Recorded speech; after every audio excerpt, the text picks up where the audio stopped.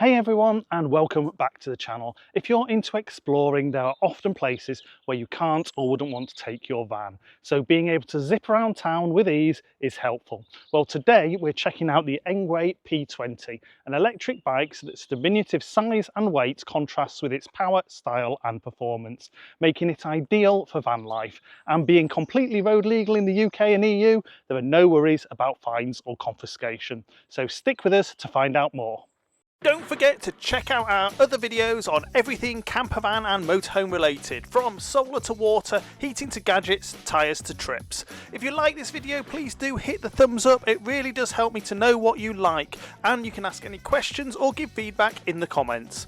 If you want to make sure you don't miss any of our future videos, please hit the subscribe button, and clicking the bell will give you a notification when a new video goes live.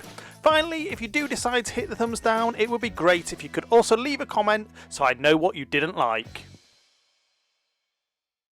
You may have seen our previous reviews of more rugged Engwe bikes like the Engine X, Engine Pro 2 and X26, which we loved, but we also know they wouldn't suit everyone, being somewhat bulkier and heavier than you may want. Well, the P20 could be exactly what you're looking for, so let's take a closer look. The P20 comes in a range of colours, and at £999, plus you can get an extra discount using the link and code in the video description, it's very reasonably priced for an electric assisted bike with all the features it has. In full disclosure, Engwe did send us the bike to try out, but as always they have no editorial control over what we say, and we'll share all our experiences with you so you can make a choice if it's right for you. Let's take a closer look at how it arrived. As with all the Engwe bikes we've tried, it arrived very well packed, but being more compact and lighter than the other bikes, it was a breeze to unpack. Using Engwe's setup video, it was very simple to do the last few bits to put it together. So we're going to go through 3 stages of checking out the P20. First we'll take a look at its specs, then we'll try it out as we usually do in UK and EU compliant mode, unrestricted mode and without any power assistance. As always, we'll be completing these tests at the National Closed Road Circuit to avoid breaking the law. While the P20 isn't really designed for it, we also want to see how it performs on trails, so we'll see how it does. But let's start with the specs.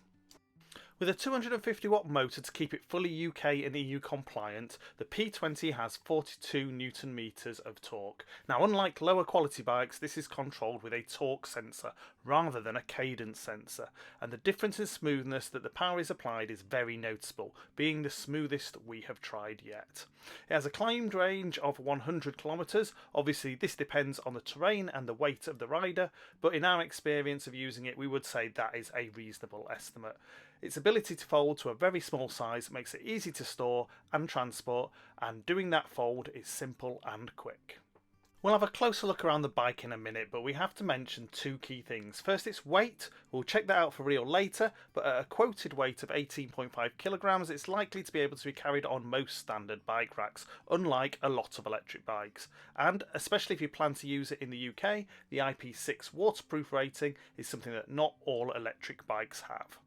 If we take a look at the geometry of the P20, it's comfortable and relaxed rather than powerful and dynamic, but unlike the other Engwe bikes we've used, its adjustable handlebar stem does give a good adjustment to alter the geometry to suit you. As you can see, storage and transport of the P20 is simple, as is unfolding it and getting it ready to ride. Now let's take a closer look at some great innovations. The use of a carbon belt rather than a chain, which makes for a lovely smooth ride and no dirty oil to worry about, is great. But do note the P20 is a single gear bike. However, that is very easily compensated for by the power assistance. Having plastic mudguards is good both for weight but also for robustness, and the rear rack is rated for 15 kilos. The thinner, less rugged tyres than the other models give low rolling resistance and a smooth ride.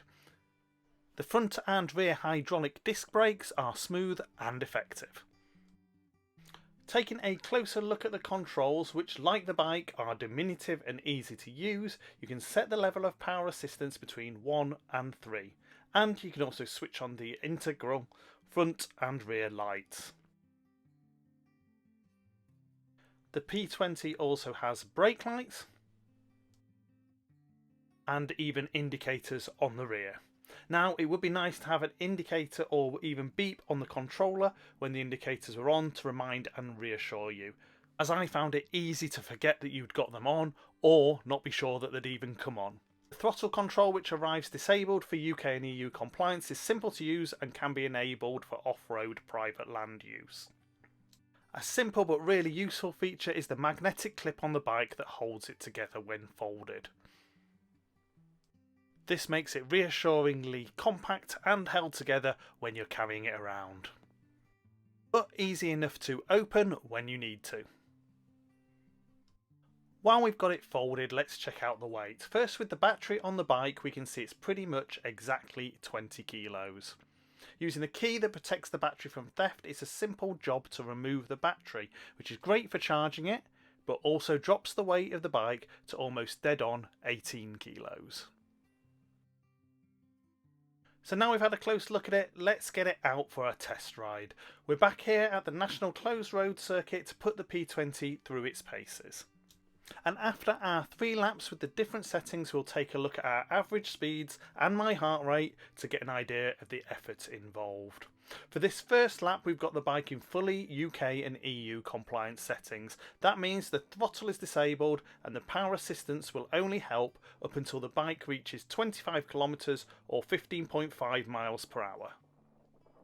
With the low gearing in the single gear of this bike, it's quite difficult to pedal faster than 15 miles an hour without having your feet going super fast. So it actually feels pretty natural to be trundling along at this speed, making very little effort, if I'm honest. Now, as we come around this corner, we're approaching the steepest part of the track, and we'll see how that power assistance helps us to get up there. So here we go, hitting the steepest section now. I'm putting a bit more effort in to pedal, but the motor is definitely a huge help at getting me up there. It's going to be interesting what the bike's like when I've got the power off later.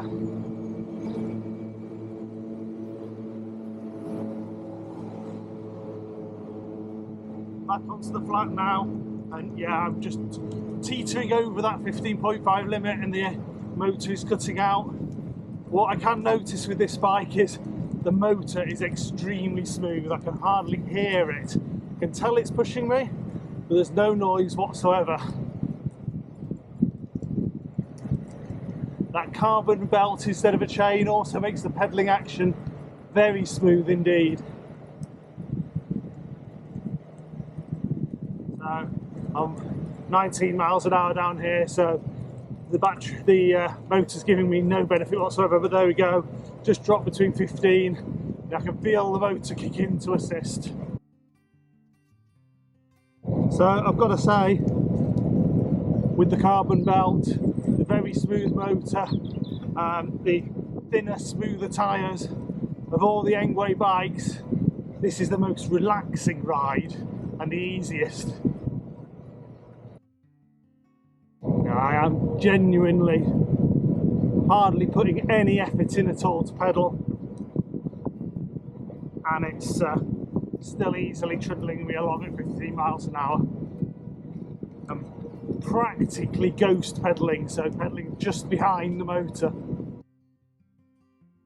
Okay, just coming around the last bend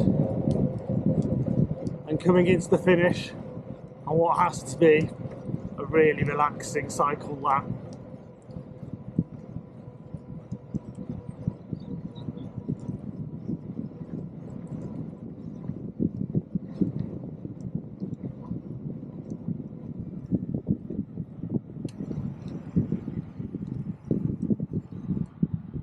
And there we go, into the finish.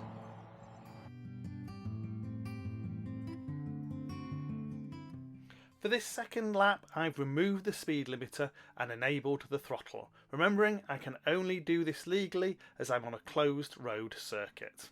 I'm already doing 18 miles an hour just with the motor, and I'm going to use just the motor as much as I possibly can. I suspect I'm going to have to give it a helping hand at the steep section, but we'll see when we get there. with the lightness of the bike and the low rolling resistance of the tyres compared to the other Engwe models, the motor probably has an easier job. 18, 19 miles an hour on the flat. Now coming up to that steep section, the motor's already starting to struggle a little bit as we come round. I am going to have to just give it that little bit of assistance to get to the top. Not a huge amount though.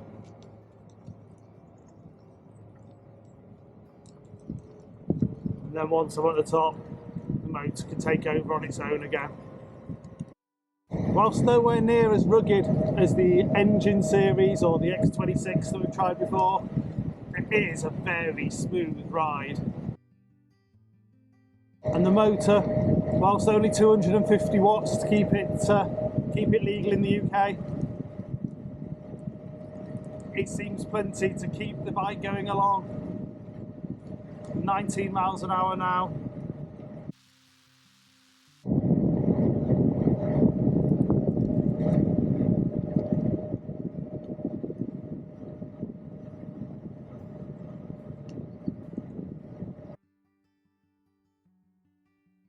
Now, I'm not sure whether you can tell on the microphone or not. There's a little bit of wind, but the bike's coping well against it. Okay, and now coming into the finish, an extremely easy ride, only a little bit of pedal assistance needed to get up that steepest section on the track.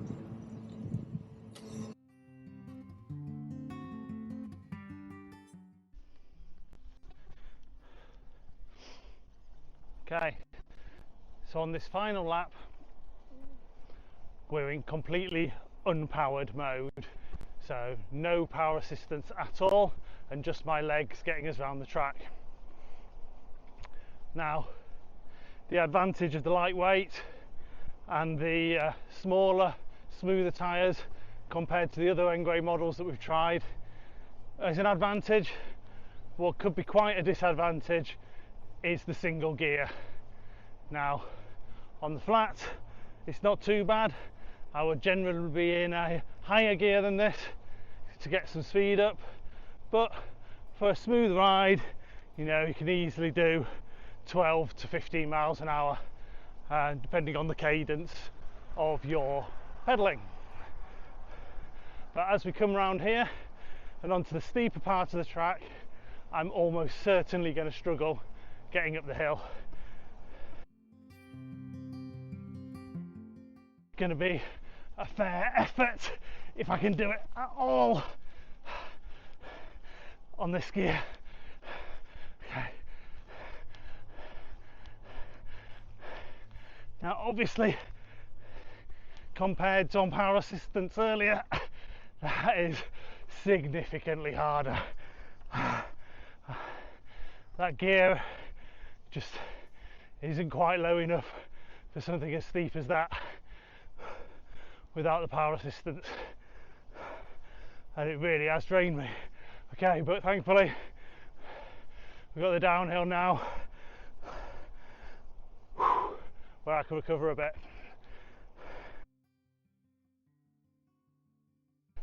So whilst this isn't going to be the fastest lap, it is actually quite relaxing. You know, the smoothness of the bike, the fact that I can't paddle too fast because of the gear, makes it a nice little cycle along.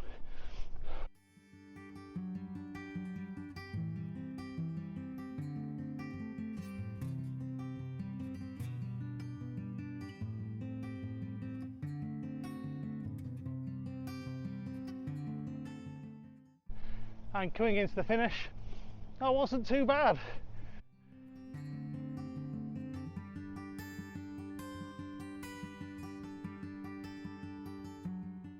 So let's take a look at the results from those laps. In UK and EU compliant mode, I completed the lap in 4 minutes 45 with an average speed of 22.1 miles per hour and an average heart rate of 124 beats per minute.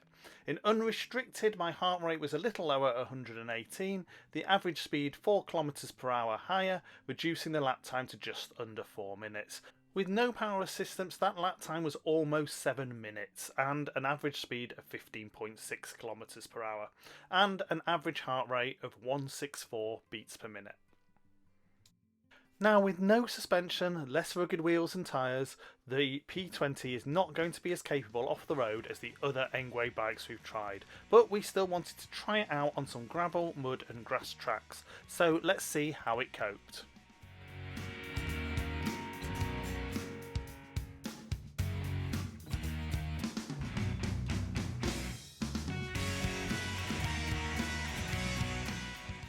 And it did surprisingly well.